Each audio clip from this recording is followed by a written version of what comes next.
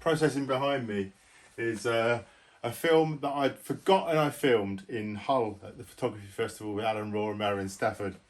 I was actually videoing another, well actually it was Lee Glasgow's speech or talk or whatever you want to call it at the time, so I couldn't watch the Marilyn Stafford interview. And I'd forgotten all about it, and my last video on YouTube was all about real people, real photographers now, and followings. Now, Marilyn Stafford, who's just had a beautiful book done by Colin from Blue Coat Press. Marilyn Stafford, the lady that photographed Einstein. Actually, Lee Glasgow bought one of the original prints of Einstein at the Hull Photography Festival. So that's something he's got that's going to be worth something one day. Marilyn's over 90 years old. I can't remember her exact age. Possibly 98. I could be wrong without looking. But once this is processed, I'm going to upload this. You'll see it as soon as I finish speaking. Now, Marilyn is one of the untold heroes, especially women heroes of photography.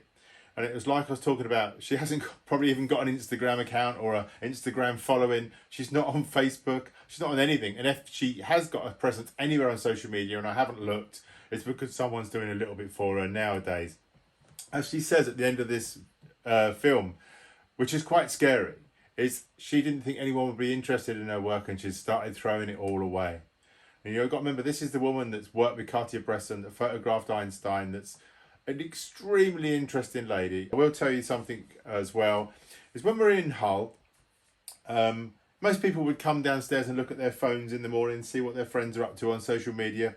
Marilyn walked down in the hotel, walked into the breakfast room, moved the chair from the table, turned it around the other way so she could look outside the hotel and see what's going on in the outside world, and sat there, had her breakfast with her own company until a few people joined her, but just looking out of the window and enjoying the day.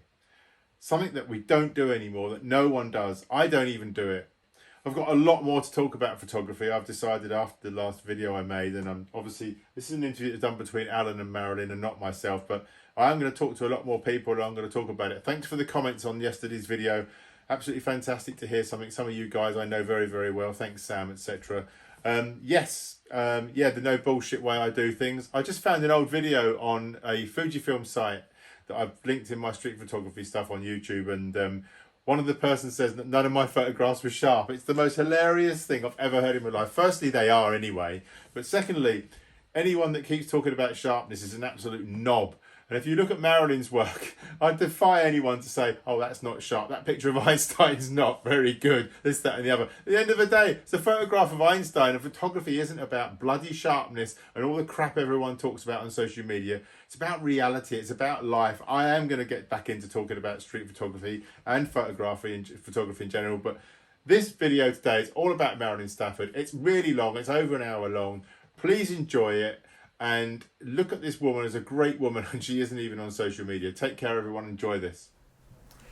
Hello, Marilyn Stafford. Hello. Lovely to talk to you again. We had a lovely chat yesterday. Yes, we did. We did. And I will have to go over some of the things we've already discussed. Right.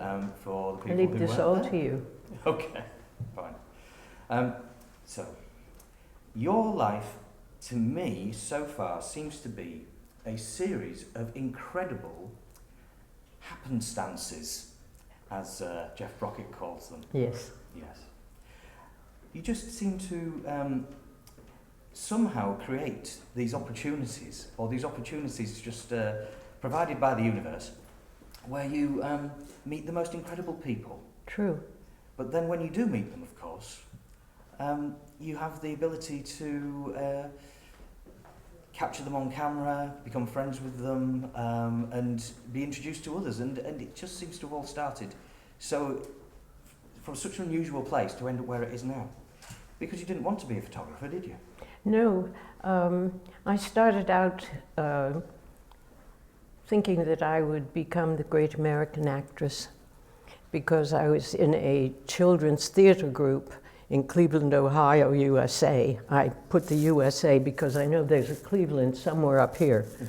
And everybody says, you know, you're from Cleveland, and they don't realize that it's over there.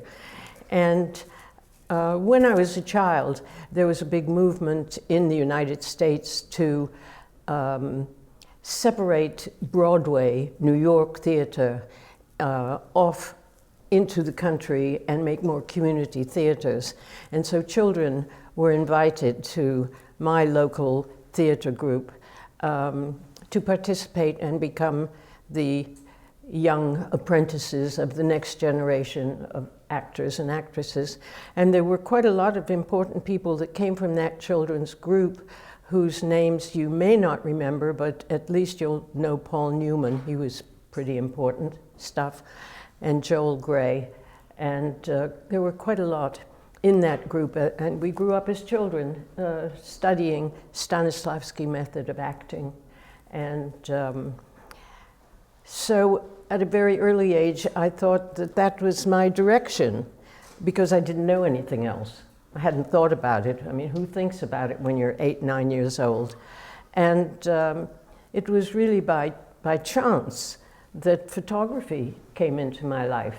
Although long ago and far away when I was a child, we all had box Brownie cameras. I don't know if any of you ever knew of a box Brownie camera.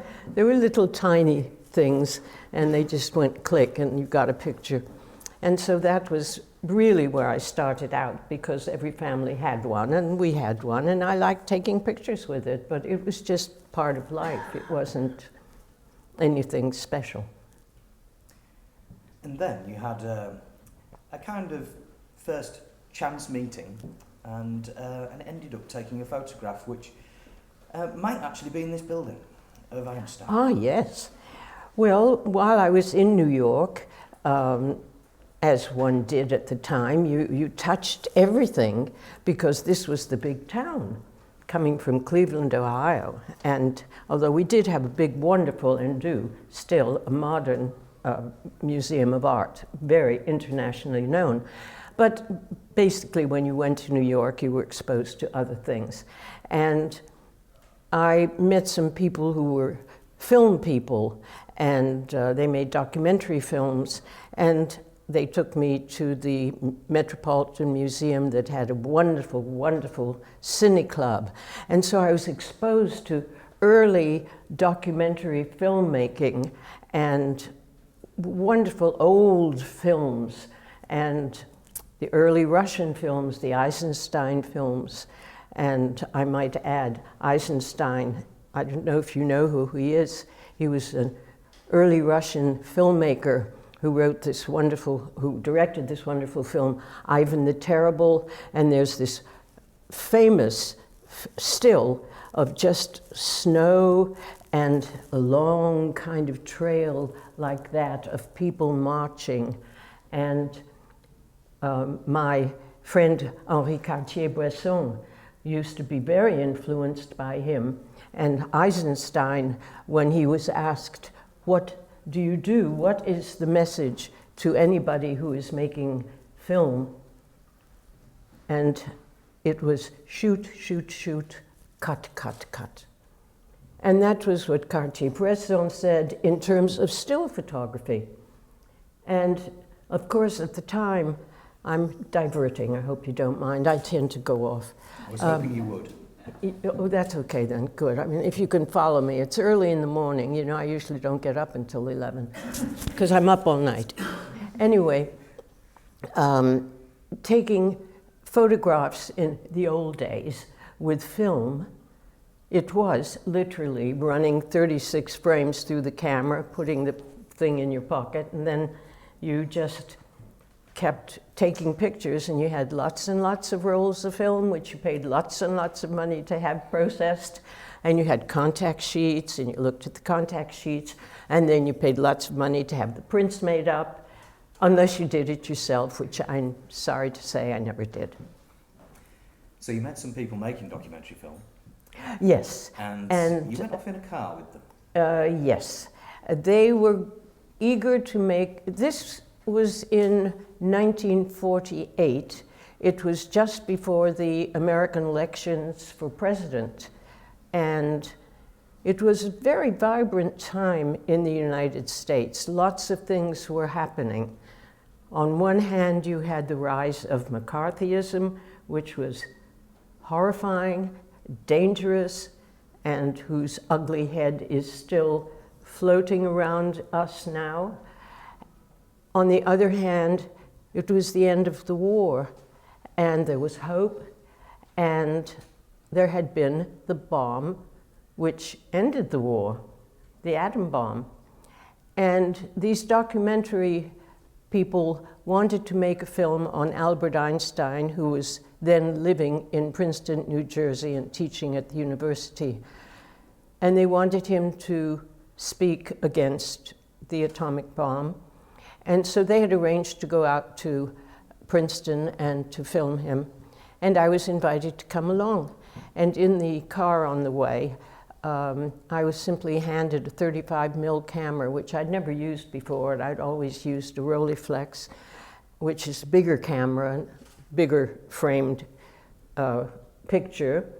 And the 35, of course, you looked at this way, whereas the Rolleiflex you looked at this way, and it was a totally different method of taking photographs. And as somebody who was really not a photographer at the time, I was just given this camera in the back seat of the car and told, you are going to be the stills lady, and here's how you do it. We will set all of the lighting and shutters and everything for you.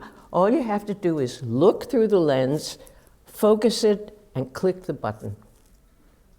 And that was what I did. Absolutely listened to directions, and that's how I took Albert Einstein's photograph. So after that, did you... Was there anything after that? I hope so. This is going to be short. So after that, did you think, I'm now a photographer, I feel like I want to take photographs, or did you just put it down and do something else? I didn't think anything about taking photographs. I really didn't. And I must say that the documentary on Einstein was very well done, and he did speak out against the use of atomic weapons. And we did have the American elections, and of course Truman got in. Politically speaking, there was a movement toward Henry Wallace, who had been Franklin Roosevelt's agricultural minister. And he was a much more progressive person. And so there were a lot of people who were hoping he would get in. But of course he didn't, and Truman got in. And after that, sort of around the beginning of the following year, which was 49, I went to Paris. And it was in Paris that my life changed completely. Now, am I right in thinking that you only went to Paris really because you were supporting a friend and thought Yes. it sounded like a bit of fun? Yes. Well, actually, I mean, you can make up so many stories. And one of the stories I love is I went to Paris because of the infidelity of man. And I think that's a good story. My friend had been married to her husband for many years, and suddenly one fine day she found out that he was unfaithful. And she went to him and said, now, what are you going to do about this? And I'm terribly sorry to say, just like a man, he said, you go home to mother and I will sort it out. And she said, no way, no way, I'm not going home to mother. You are sending me to Paris, and I'm taking Marilyn with me, and you're paying for it. She made him pay. And so the two of us bubbled off to Paris. And that's how I really got there in the first place. I mean, it was infidelity. So you found yourself in Paris? So we found ourselves in Paris, and I know you have a liking for cats. Oh, yes. Did you have a cat in Paris? Oh, yes. I had 2 cats in Paris. I had one poor dear cat who I bought in one of those street markets. A beautiful little Siamese cat who was ill. And I took him to a vet. Had a most lovely vet. He was a Napoleonic idol. He idolized Napoleon. His name was Dr. Love. L-O-W-E, but in French it's pronounced Love. And Dr. Love was a little tiny kind of wiry man who had cats in his garden who never came into the house, but he would feed all these cats. And I had this poor little cat that I bought off the quay, and there was one master vet in Paris, and he worked for this master vet, and I then saw him in his practice, and he was my long-term vet in Paris. And at one point I had a cat, and he delivered the cats, and he didn't have an assistant, so he said I would have to help deliver the cats, and I did. And they all come out in a sausage. I never knew this. So you found yourself in Paris. Yes. You're delivering cats. I'm delivering cats. And then you started singing. Yes. But I have to tell you back about Dr. Love, because it was very funny. When I got married to an Englishman in the mid-50s, sort of, I was still going to see Dr. Love with the cats. And I said, and I think he was doing something very serious to the cat. And I have it visually in my mind. There's the cat on the table and Dr. Love and me. And because he didn't have an assistant, I was assisting. And I said, Dr. Love, I'm going to get married. Ah, he said, oh, that's wonderful. Who are you getting married to? So I said, an English journalist. And he threw his hands down on the table and he said, does anybody speak French? He said, depuis le temps que vous habitez en France, vous n'êtes pas bien foutu épouser un Français? Which is, you know, since you've lived in France so long, how is it that you couldn't marry a Frenchman? And he was very irate about this. And I thought he would kill the cat, but he didn't. So you started singing. Well, the singing was it was all woven in together, all of this going on with cats and vets and singing. I had met some Americans because it was post-war France, 1950, and a lot of Americans were going over to France. And a lot of soldiers who had been in France during the occupation or during the end of the war. So people were kind of coming back, but it was still very early days. And there was a group of expat Americans, and they kind of welcomed me in, and I kind of didn't like being an expat American. I wanted to know more French people. But nonetheless, they were friends, and somebody had a birthday party, and we all sang happy birthday. And suddenly there was a gentleman appearing on my shoulder, and he said, excuse me, and he said this in French, I heard you sing happy birthday, and I'm an agent, and I'm looking for somebody to sing with an ensemble. Would you be interested in auditioning? So I, sure, why not? So I went and auditioned, and I got this job. And it was a very interesting job because it was in a very smart dinner club off the Champs-Élysées, which was the only club that Princess Elizabeth was allowed to go to when she went to Paris. And it was very chic. It was not a nightclub, it was a dinner club. And it was about this size. And part of it had a little orangery on the outside where people could come after dinner and simply have a drink and meet. And that's where I met Bob Capa. And he came in, and I became little sister. And Capa would come in every night with his chums, and we would talk. And people like Yves Montand came in and would sit there. And I remember I had got this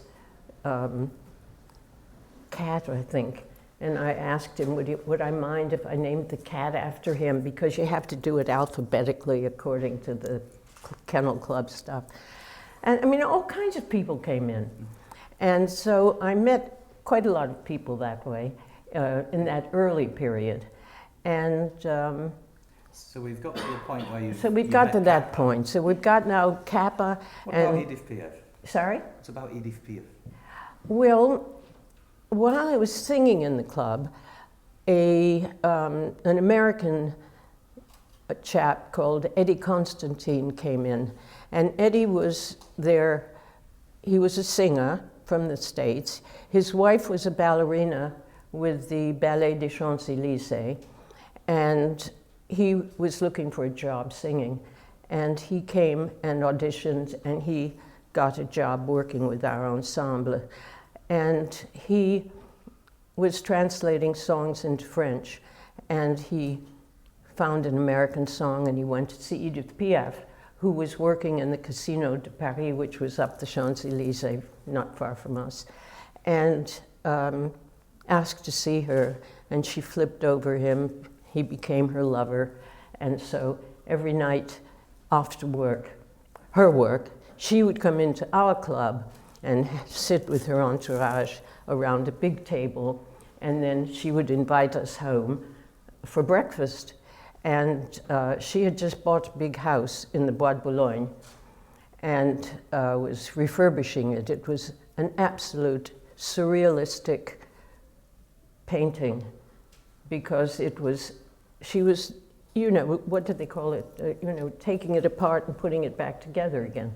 And so everybody was sort of down in the basement, and there was a long kitchen, a big table, and everybody sat around the table. And there were a lot of people there because she had had this great love, Marcel Cerdan, who was an international boxer. And he was from Morocco, and he had been killed in an airplane crash, which devastated her. And she did something very loving, which very few people would do. She went to Morocco and said to Marcel Cerdan's wife, "I loved your husband. You loved your husband. We should be mourning and loving together.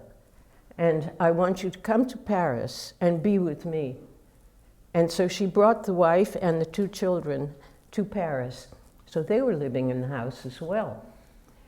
And there was somebody that she had sung on the streets with, two people. One was a man called Raymond, chanteur sans nom, singer without a name.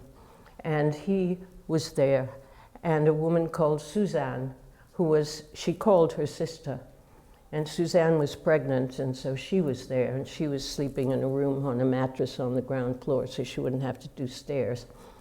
And Charles Aznavour, who recently died, and Charles was part of the entourage who used to come in, and she was, I can't remember, there were many more people sitting around there. So, you've arrived in Paris, you're delivering caps, you're getting married, you're singing, you're meeting Edith Piaf, you've met Capa. Yeah. I'm going to take it back to cats. Why are you so obsessed with cats?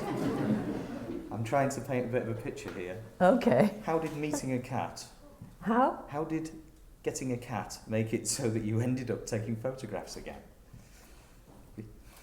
Working with a journalist.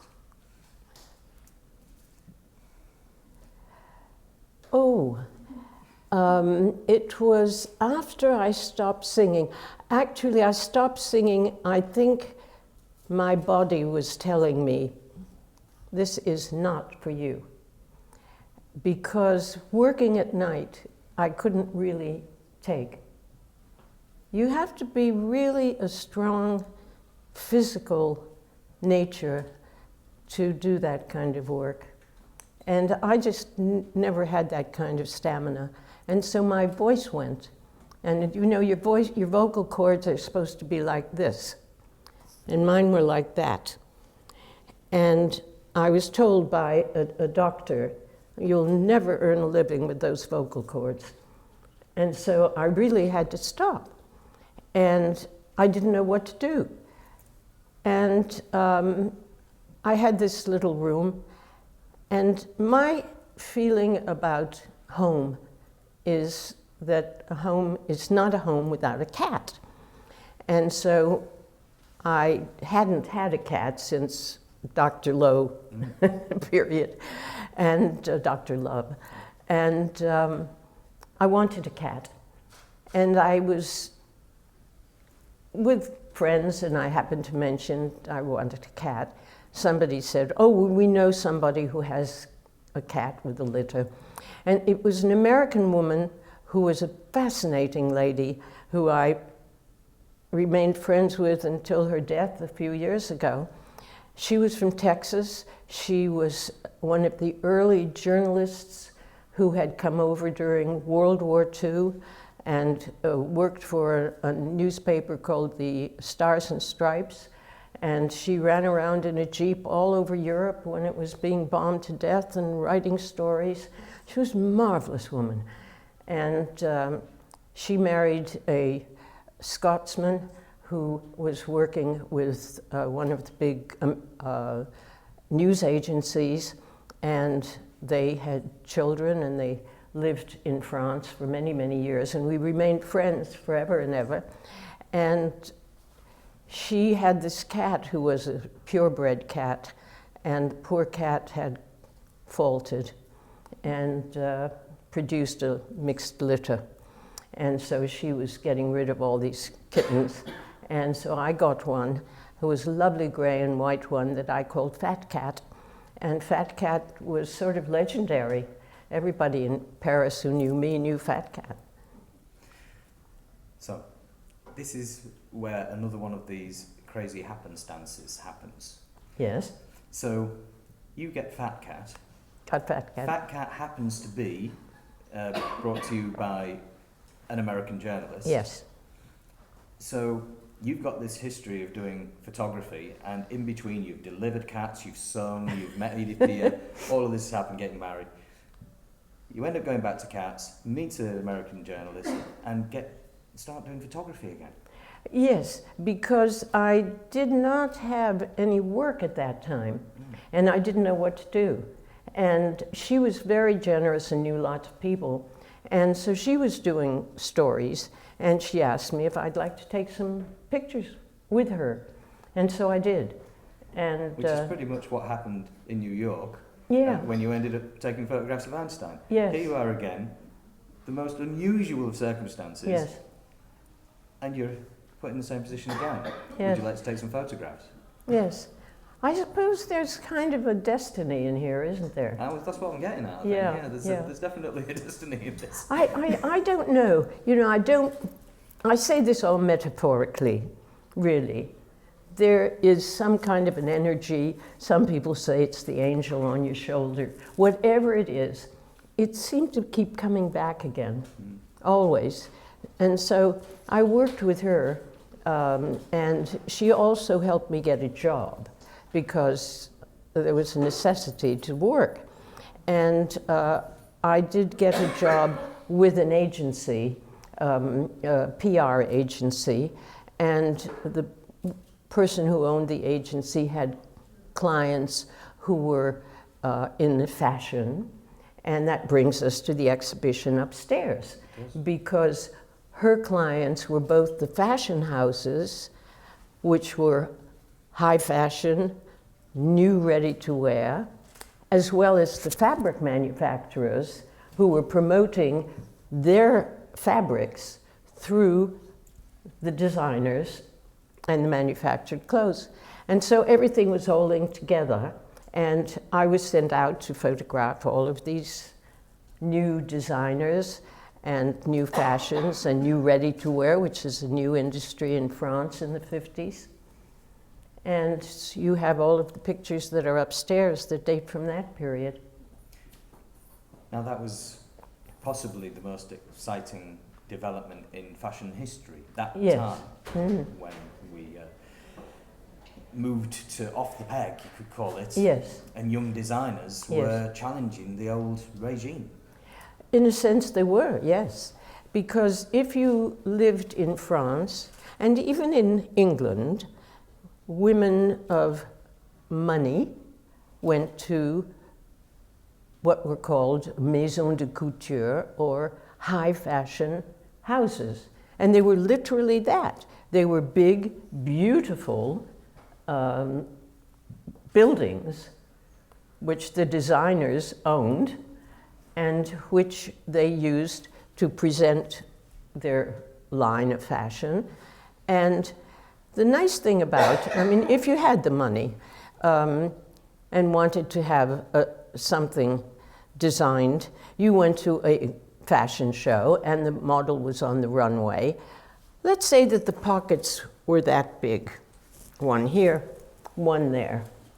You go into your little dressing room where you had your own vendeuse, who was your salesperson, a woman, but she was more than just a salesperson. She was your fashion advisor, and you would put on this garment, and at that point, those pockets would either be reduced because they were too big for your body, or they would be enlarged because your body could take it. So that's what the haute couture was. It was really designing, taking the designer's design and then adapting it to you and making it all by hand. And those garments were stunning. You could literally, they were, if you took a skirt, it was cut, it was lined, it was interlined, and it often had little weights on the bottom. The queen, when she has her clothes made, it's always, I think it was Hart, that's exploring Paris. And I loved the streets of Paris, and it was new for me. And these were clothes that were for women who would be walking the streets of Paris, working, going to lunch with friends, being, you know, us, rather than ladies who went from one car to another and to one chic restaurant to another. It was a different life. And so I just took them out into my favorite spots in Paris and had fun. Now, to find those favorite spots? Well, I was exploring at the same time as I was taking pictures. I was cheating. There's people out right now all over the Hull city centre on photo walks as part of Pipfest. Yes. So they're all going out taking photographs on the street. Lovely. You were going around the streets of Paris doing this. How did that feel? And what were you thinking when you were going out with the camera? And what did people think of you walking around with the camera? Well, there were two things. One thing was photographing fashion. The other was going out in the streets taking photographs, which was more my feeling because I am interested in documentary photography as a means of telling a story which I feel needs to be told. And that is where my heart is. So I was combining the two, if you will, putting together the story of young women wearing clothing that was to be sold and telling stories of what was happening in the street. Post-war Paris, a young woman with a camera, an expensive item, walking around. That couldn't have gone unnoticed. No, you're quite right. Again, post-war Paris, few people did have cameras, and I had had the opportunity to meet Henri Cartier-Bresson very early on in the 50s. And as I said, his advice was, go out and shoot. So I used to hone my own kind of work, get on a bus in the morning and go to the end of the line and get off at the end of the line and walk about and photograph whatever was photographable. Something quite memorable was getting off at the Bastille and seeing a little alleyway, and I didn't know what it was, and I felt a little like going down the rabbit hole, and found myself in a rather derelict, once beautiful Edwardian center of town. It was a slum, terrible slum, which had, over the years, it had been built in Edwardian times. It was now housing immigrants, refugees, very small businesses, glove makers, small woodworking enterprises, and it was a rather sad place. But I was just wandering around, and suddenly kids popped up. And kids pop up, and when they pop up, they are following you, and kids are marvelous, and they brought life to the whole thing, and I photographed all the kids and had a marvelous time and left. I did not realize I was in the worst slum. And this slum was taken down by by Paris local government in 1984. And the new French opera Bastille was built on that site. And what is so very exciting is that those pictures were shown in an exhibition in Toronto, and they're on my website as well. And things converge, and people who I photographed, kids, are coming forth. That's me. And we've got one little boy who's living, he's now an adult, he's retired.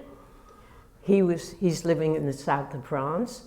And a lady in Connecticut, in the United States, said, "That's my brother." And she had got in touch with me. It's so exciting how all of this is coming together again. Yes, it is very exciting how it's all coming together again. And there is so many more of these happenstances, Yes. that we could talk about, that have led you to taking different photos in different Yes. places.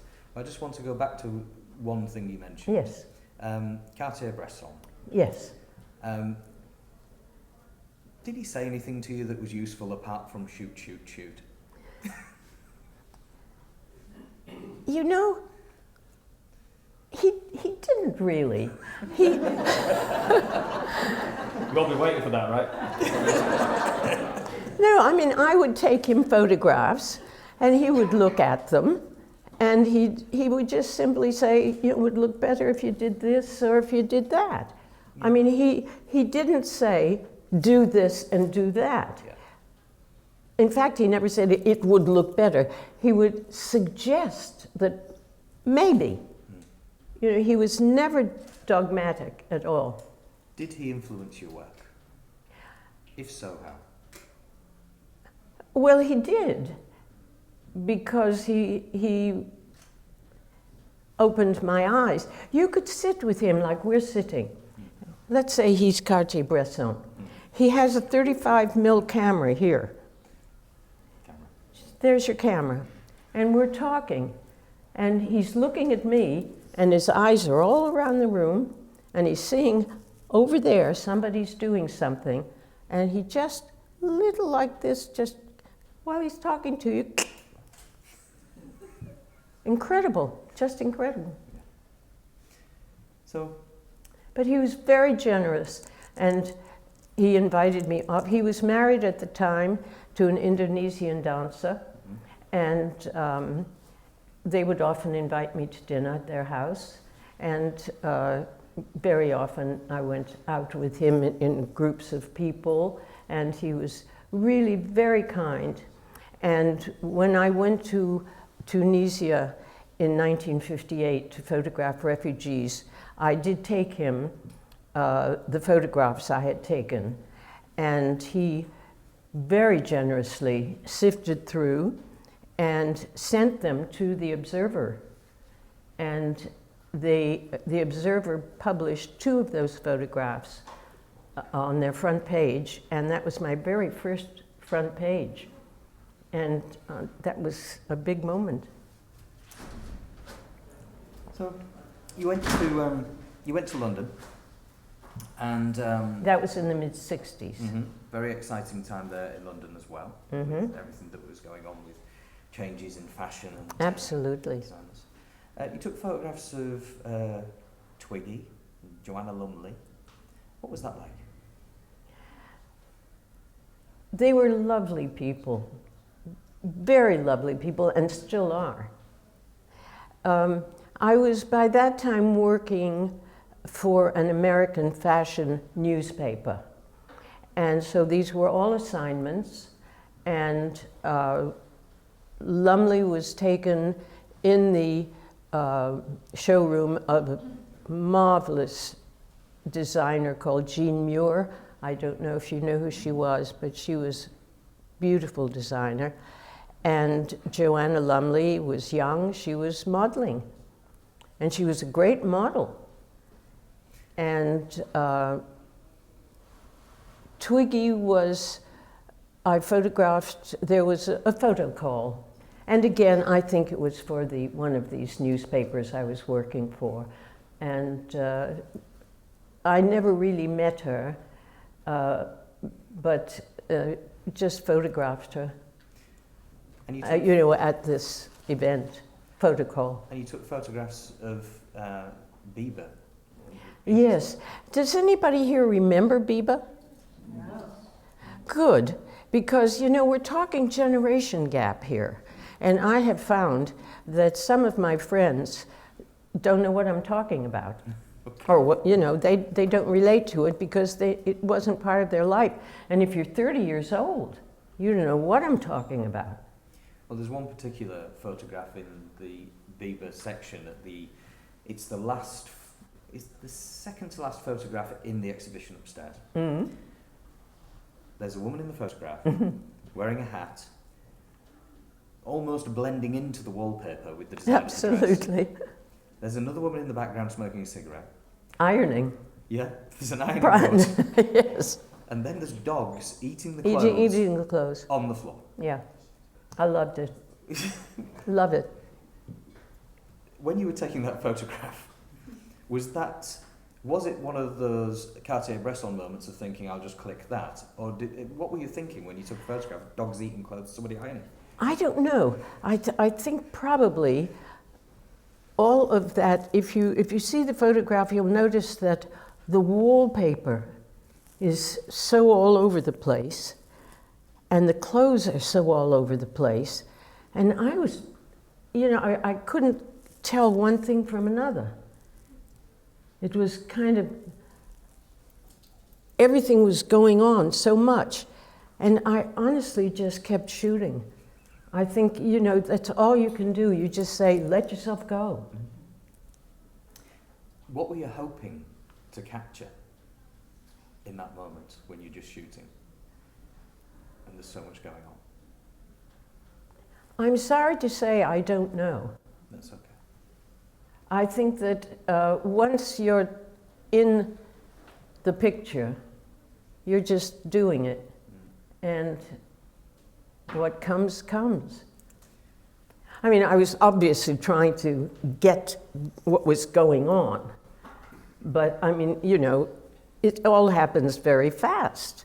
And you're there and you're observing and you're clicking and that's it. And you said earlier that you don't have a love of equipment. No. Or setups or studios or all these things. Does that go as far as a camera? Does a camera get in the way? Yes. If I could take it without a camera, it would even be better. Okay. One last thing I want to talk about, and that is that you were a young woman in London taking photographs. It was in the 60s and 70s, a time of great change, just for women in society in England. What was it like to be trying or pursuing making a living and a career as a woman photographer in a male-dominated society at that time? When I came to London in the mid-60s, there were 10 or 12 women photographers on Fleet Street, mainly photographing feature photographs rather than news. I think there were 2 news photographers on Fleet Street. And the features were the kind of things where the editor would say, you know, go out and photograph the Downs, or go and photograph Cornwall, or something. It was a lovely picture. It wasn't documentary photography, which is, or even press photography, which is what the men did, go out and photograph the picket line, go and photograph what's going on today here. And it took quite a long time for more women to make their way into photography.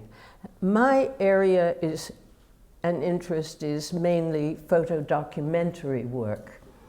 And I want to tell a story and show what the story is about. And usually what interests me is changing the world and making it a better place. And I feel that there are a lot of stories that need to be told. And there are a lot more women now who are working. They're up against a lot of problems. First of all, I was very fortunate because we had a trade union, the National Union of Journalists. So there was at least a minimum wage that they could not go under. It may be that the women got paid less than the men, but nonetheless, not like today, where you are told you're going to get paid way under that, or you don't work. I mean, even the men are at that problem. So I think that today, with the fact that there are more women working, they have the added problems of family and children, and have always had this problem. It shouldn't be called a problem, it is what it is. And I feel that there are so many good women photographers out there, and they should be shown. And in 2017, with the support of my friend Nina Emmett and her wonderful organization, Fotodocument, we set up the Marilyn Stafford Photo Award for women documentary photographers who had a story to tell and a possible solution to offer to show what was being done for this situation or what might be done. And it was a shot in the dark. I took a little bit of money from my savings, my meager savings, and we started it. And my thinking was, let's do it and see what happens. We can always do group funding or throw a party or something next year. I didn't think ahead, we just did it. And we were very fortunate the following year to get Olympus on board to support us, which means that our panel of very fine women judges are getting paid, organizers are getting paid, and the prize for the first winner has gone up.